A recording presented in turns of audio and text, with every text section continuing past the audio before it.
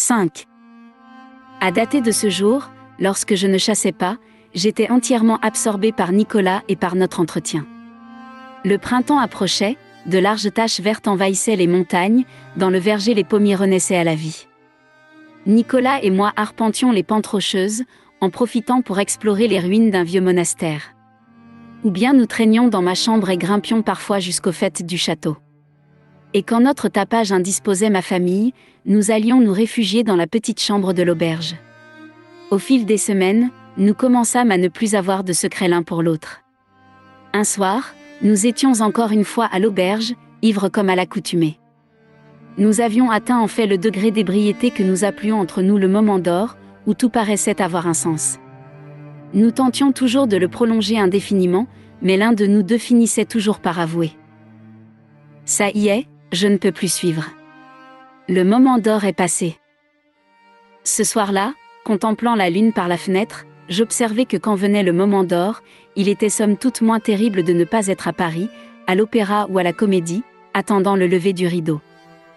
Toi et tes théâtres, s'écria Nicolas. Quel que soit le sujet, tu en reviens toujours au théâtre et aux acteurs. Ses grands yeux bruns étaient pleins de confiance, et même ivre, il avait fière allure dans son habit de velours rouge. Les acteurs et les actrices sont des magiciens. Ils font arriver des choses sur scène, ils inventent, ils créent. Attends donc d'avoir vu la sueur mouiller leurs figures peintes sous les feux de la rampe, lança-t-il. Ah, t'y revoilà. Toi qui as renoncé à tout pour jouer du violon. Il se rembrunit brusquement. C'est vrai, reconnut-il avec lassitude. Le village entier savait qu'il était en plein conflit avec son père. Il refusait de retourner finir ses études à Paris. Quand tu joues, tu crées quelque chose. Tu fais le bien.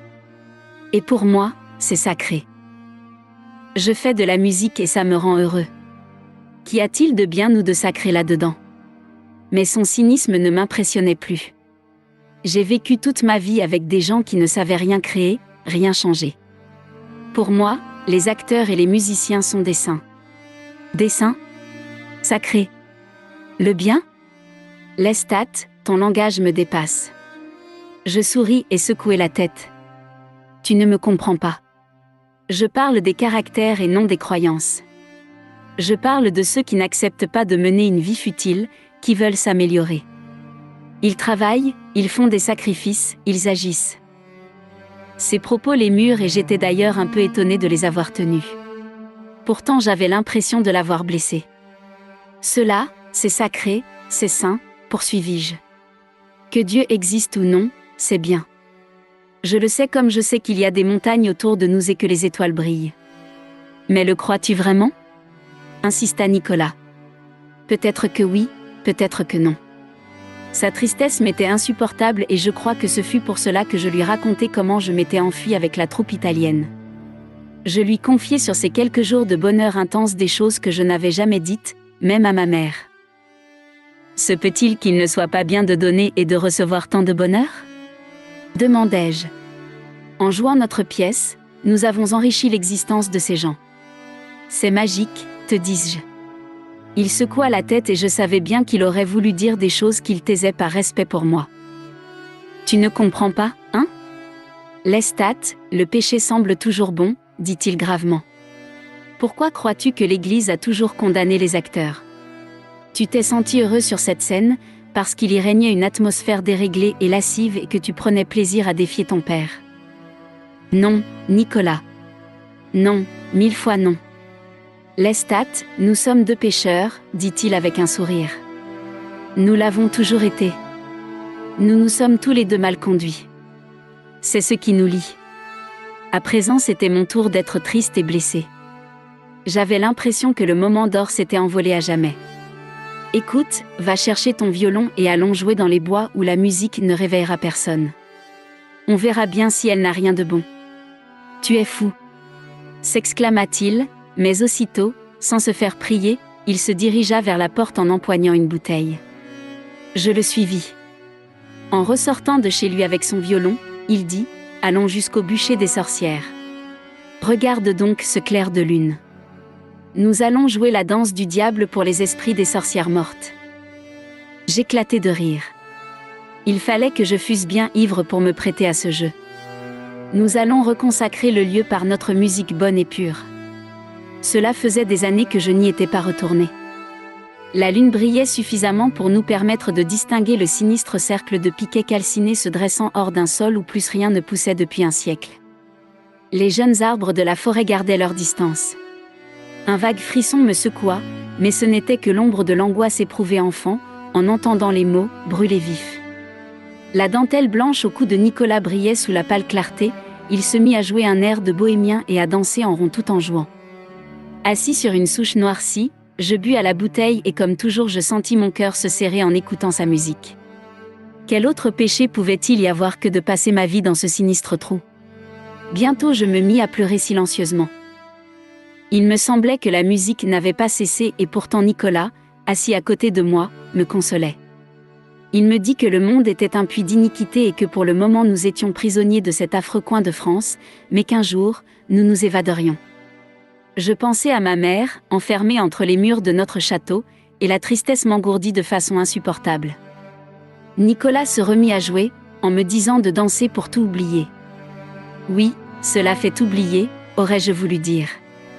Est-ce un péché ? Je l'imitais, tandis qu'il reprenait sa danse. Les notes donnaient l'impression de s'envoler du violon comme autant de perles d'or. Je me mis à danser autour de mon compagnon et sa musique se fit plus grave et plus frénétique. Écartant les pans de ma cape, je rejetai la tête en arrière pour contempler la lune. La musique s'élevait autour de moi comme une fumée et je ne voyais plus que le ciel par-dessus les montagnes.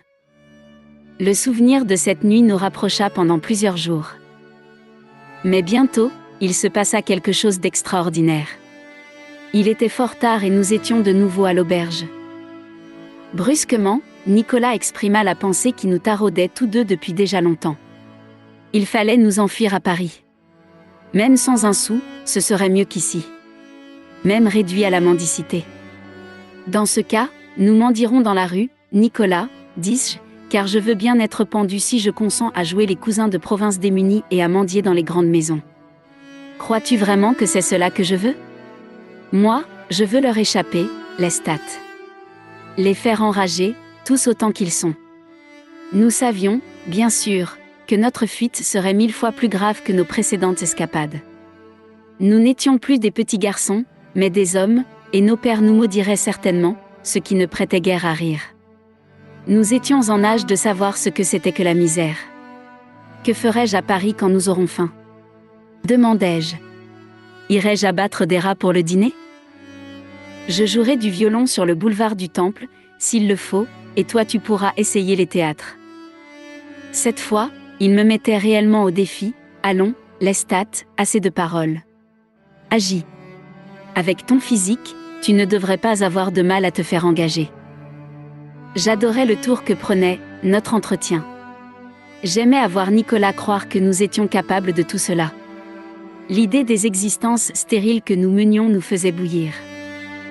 J'en revins à la notion que la musique et le théâtre étaient bons parce qu'ils repoussaient le chaos, lequel n'était autre qu'une existence vide de sens. Soudain, je me dis que la mort imminente de ma mère n'avait aucun sens et je confiai à Nicolas ce qu'elle m'avait dit, cette idée m'horrifie. S'il y avait eu ce soir un moment d'or, il s'était enfui et quelque chose de très différent lui succédait.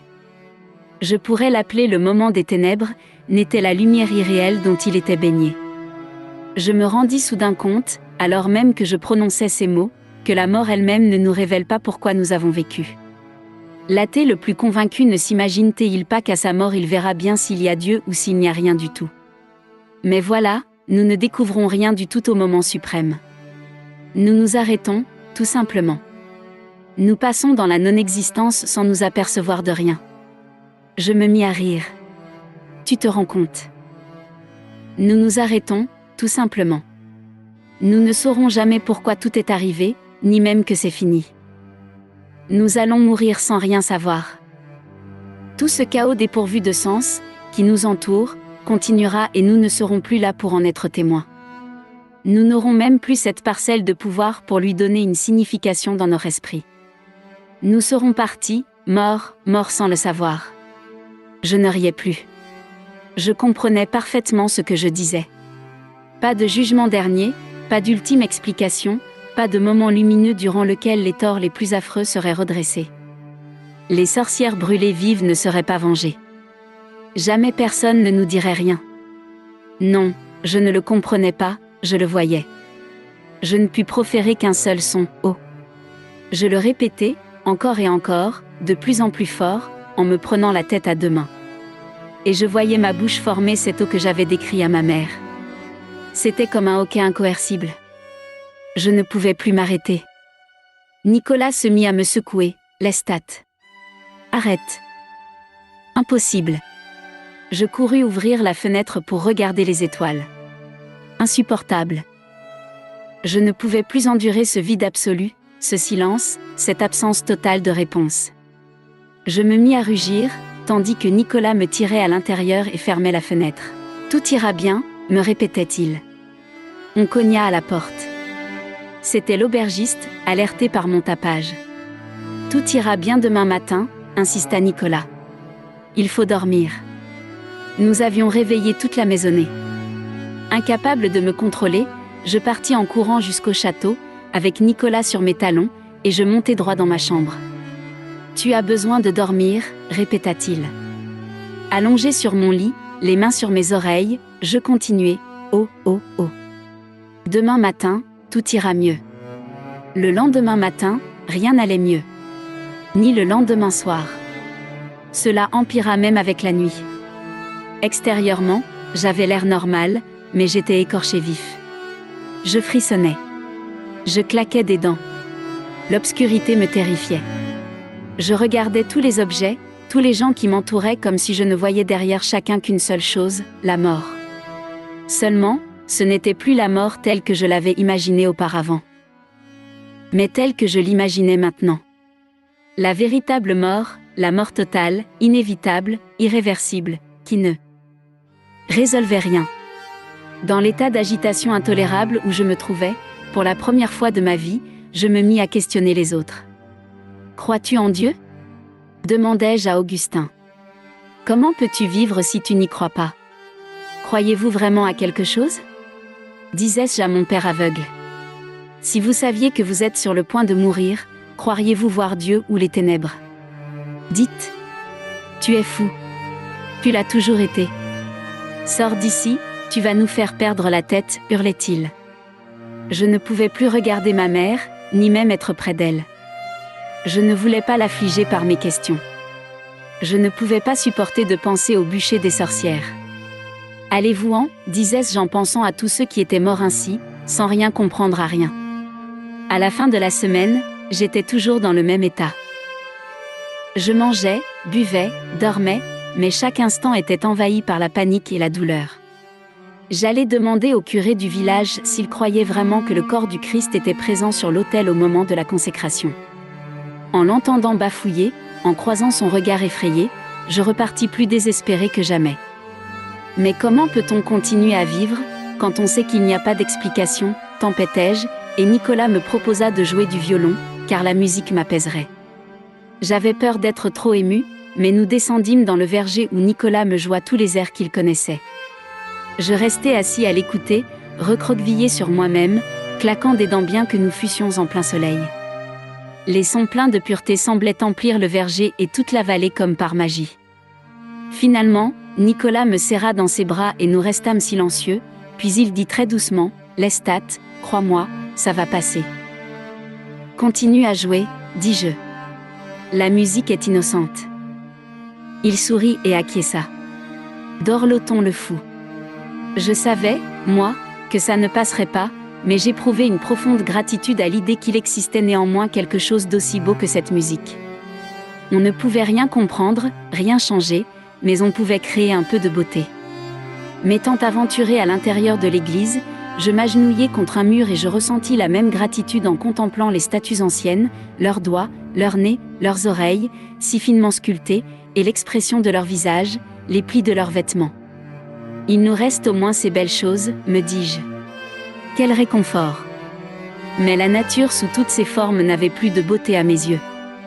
La seule vue d'un grand arbre seul dans un pré me faisait trembler. Je vais vous confier un secret, ça n'est jamais passé.